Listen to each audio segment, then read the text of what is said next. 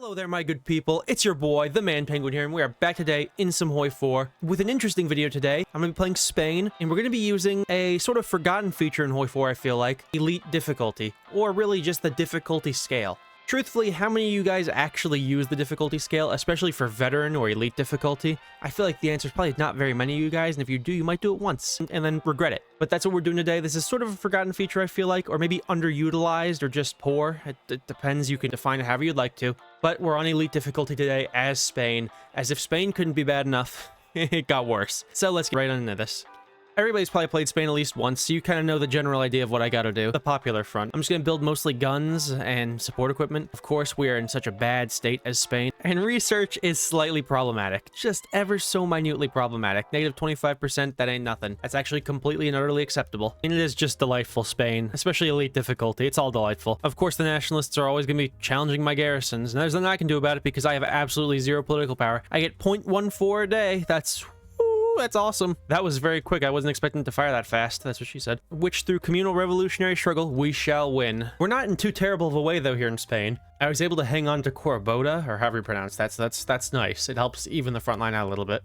And I have quite a few divisions. Obviously, the guys in the north, though, I'm a little concerned about, but I have an idea for them, maybe. I'm probably just going to turtle these guys up here in the north by Bilbao, because, you know, the AI, especially the Axis volunteers that get sent, will focus on the northern pocket before they turn south, and that could be really vital to me for the initial stages of the war. Well, the Civil War's front lines have solidified, and I can't say that's necessarily a bad thing, considering how many Spaniards there are down here in the south. I was able to make a few small pushes, though, just to maybe give myself a slightly better jumping off point once I'm able to unsolidify these front lines. The nationalists are attacking, but of course, you know, they're not going to push me because the Civil War debuffs are so unbelievably bad for pushing. But it does mean that I need to start preparing an offensive, and I think I'm going to prepare it down here in the south in Sevilla, just because I kind of like the idea of pushing there. I love holding Bilbao up here. It's like a little fortress that just sucks up nationalist divisions while I push down here in the south now. I'd like to encircle the nationalists down here in the south, you know, and crush them down here, securing the south for myself, and obviously, you know, taking out a lot of their divisions as well. That's a couple Spanish divisions there. What is that? 5 divisions? That you wouldn't think that's a lot, but in terms of Spanish Civil War, that is quite a decent chunk. Pulled off another encirclement of nationalist forces, this time a little bit bigger. I'd say I feel bad for the formerly encircled nationalist forces, but I don't. No, do not lose Bilbao, brother. Uh-oh, that's not great. Okay, I got pushed out of Bilbao, not ideal. That obviously means I know where I need to offense to next. Should I wait for the impending government crackdown to do this? Probably, but I'm not going to. These divisions have been putting in work on the front lines, so they're getting obviously a new name. For my channel members, which I have 2 of you, which is awesome. And so being channel members, you guys do get named after you, and Pupac gets his Pupac's Thick Latina Lover Mountaineer division, and Sparky gets his Sparky's Sleepy Spaniard division. Anybody who knows anything about the Spanish knows that they are a bunch of sleepy and there's nothing wrong with that, just like there's nothing wrong with loving some thick Latinas. But the thick Latina lovers and the sleepy Spaniards are now going to push on into the nationalist forces and hopefully liberate my boys in Bilbao, who, by the way, have been doing a fantastic job. Probably the best job of any Spaniard ever.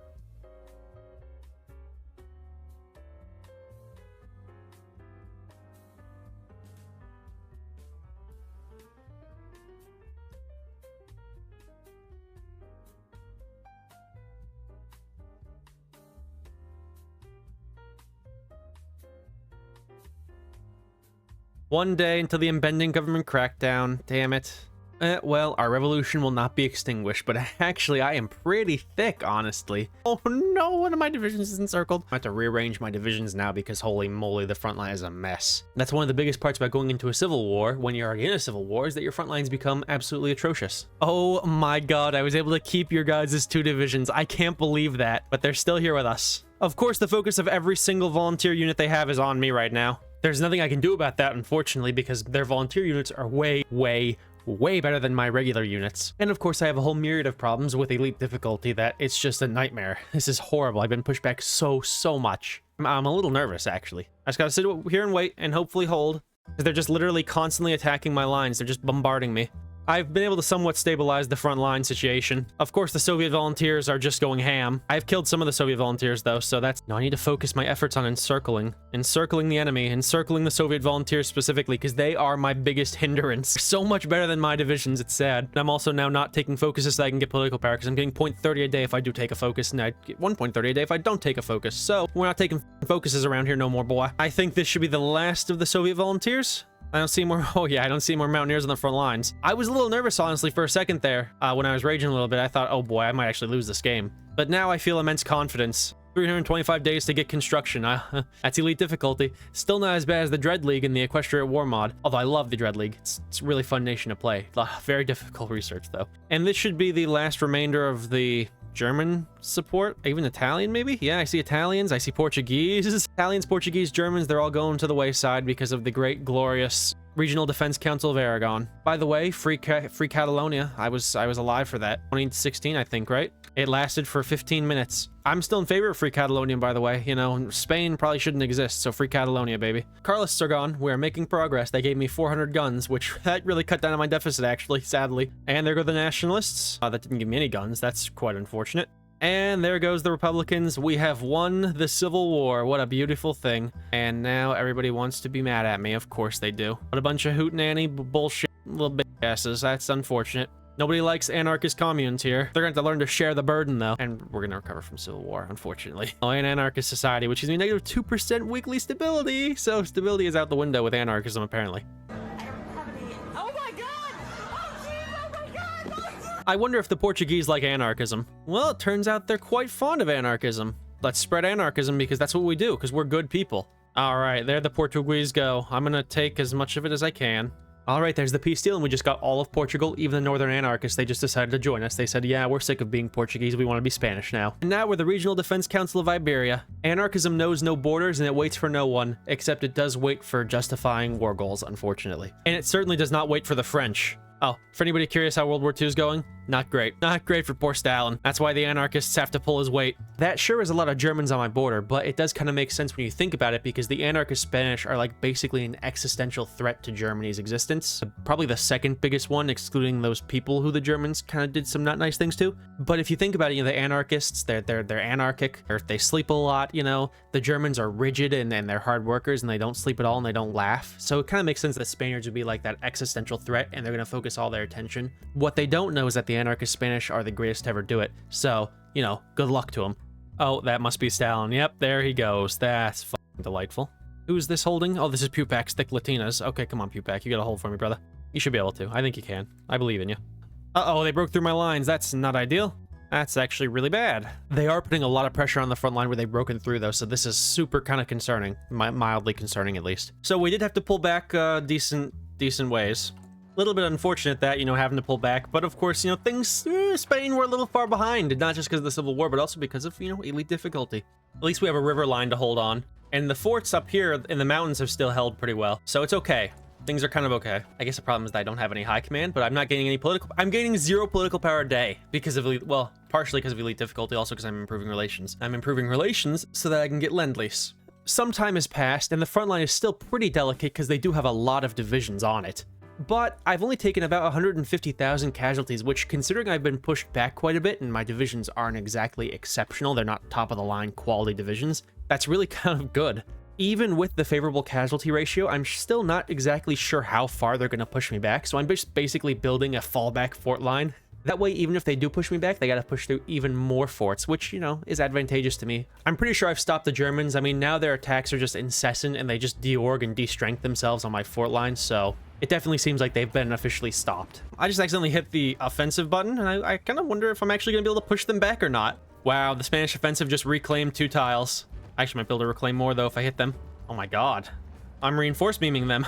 I'm reinforce beaming them, and there's nothing they can do to stop me. Like, they must have wasted all of their org attacking my lines that now I can just walk right through them. Dude, the Axis is trash. Just straight up, unbelievably, they're trash. And I promise you, this is not like a supremacy of caste offensive. No, this is a raw dog, Spanish, just throw yourselves at the enemy and hope to God that it's good enough offensive. I just want to say that the Spanish completely raw dogged that and were able to retake Barcelona. So, big round of applause to them, to be honest, because I am majorly impressed by them. Honestly, this is one of the most delightful offenses I've ever done in like a long time. I mean, it was just really joyous, you know, they're having to last stand to try and stop me. So like, I mean, come on. I hate last standing so much, but they have to do it to stop the Spanish Inquisition.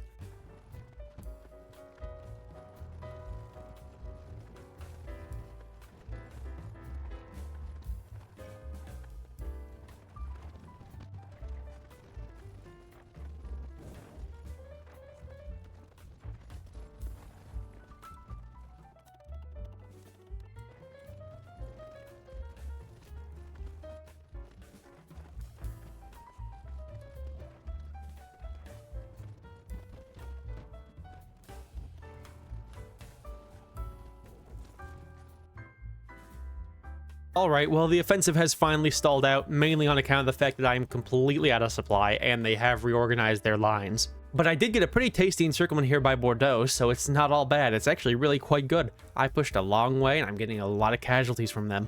But man, that was so much fun. That was such a fun, it was fun. It was like, everything went so well, and like, I don't even know why it should have, because I didn't have cast, and I didn't have freaking tanks or anything. I just had pure infantry, some motorized, and a couple of other guys, and it went pretty well. I will say that this offensive would not have been possible without the material support of my Haitian brethren, so I want to give a big round of applause to them because, you know, they sent me a lot of weapons to continue the offensive. Obviously, you all know I'm a friend of Haiti, Haiti is a friend of me, so it makes sense that they would support my effort against the Axis, but again, I feel like I have to mention how important they've been and how great they are and how awesome Haiti is and how great Haiti World Conquest is.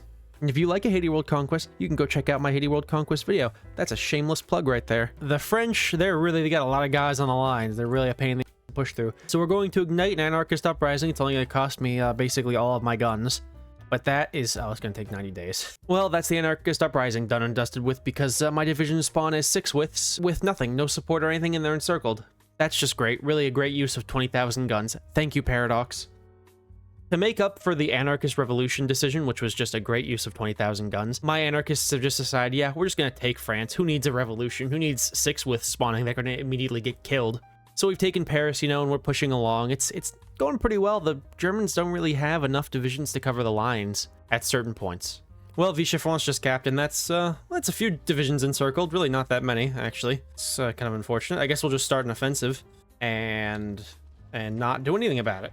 Come on, fellas. Do you want to kill these guys, or are we just gonna stand here and look at them and maybe? I know we're in France, typically in France, you start to, you know, kiss other men. There's nothing wrong with that, by the way. Oh, can we kill these Germans, please? Like, I get that you want to do other things, but you can wait till they're dead to do that. Another encirclement. This one much bigger. And the Germans got, well, kind of reverse Dunkirk. It's not quite Dunkirk, but it's close enough. It's like a Chinese knockoff. It's a close enough Dunkirk. It's Ghent.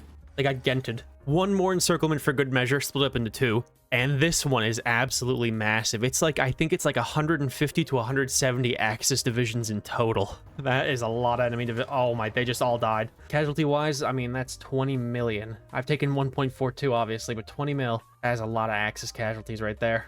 There goes the Greater German Reich. They just capped. There you go. That's the Axis done and dusted with. And here's the peace deal. The Global Defense Council is, well, I basically became Russia, Austria, and half of Hungary, and also France. But that's not quite it for us in the Global Defense Council, because Japan still does exist. Well, actually, they don't exist, but their Chinese puppet and Siam still exist. Japan actually got capped by the British a long time ago, which is just hilarious, but somehow they're still fighting. I'm pushing in from the north, and the Allies are doing their job, naval invading and doing all that stuff in the south. So Manchuria's capped, and Siam and China proper are not looking much better, so hopefully this war will be over very soon. And there it is, China capped, that is the war. And there it is, the Global Defense Council looks pretty good. I thought about invading the Allies, you know, I really did think about that, but I have 0 manpower, 331 factories, and I am majorly behind technology-wise because research is terrible with elite difficulty. So that's not happening today. But it was still fun, I still enjoyed it, you know? I am curious, though, to all of you who have made it this far, how many of you have used the difficulty selector in this game, and how many of you have changed it to veteran or elite difficulty? Because I can't imagine that the answer is many. It just feels like a forgotten or underutilized aspect of the game, and maybe Paradox will one day look back on it and change it, but I doubt they will, but who knows? But it was still fun. I still enjoyed doing this. I still enjoyed, you know, playing the Global Defense Council. And of course, until next time, thank you all so much for joining. Thank you, Pupak and Sparky, for being members. Big shout out, your guys' divisions are still alive, and I shall see you all in the next video. Peace out.